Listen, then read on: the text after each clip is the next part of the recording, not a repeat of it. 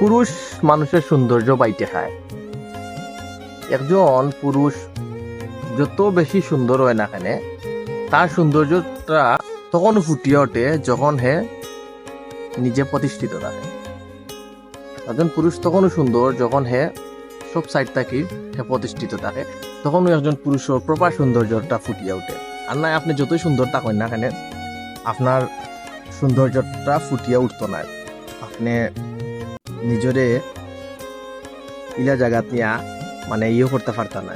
আপনি যতই সুন্দর থাকেন না কেন, আপনি প্রতিষ্ঠিত হইতে হইব। আপনি পুরুষ পুরুষ মানুষের আবেগ থাকা যাইতো না, পুরুষ মানুষ ইমোশনাল হওয়া যাইতো না। এটাই সত্য। দিন শেষে একজন পুরুষরে সবর কাছে ভালো হইতে হইলে আপনি প্রতিষ্ঠিত থাকতে হইব।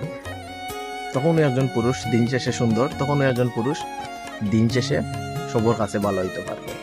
তা না ছাড়া প্রতিষ্ঠিত হওয়ার আগ পর্যন্ত আপনি সবার কাছে ভালো হইতে পারতা না। এটাই ট্রু, এটাই বাস্তব।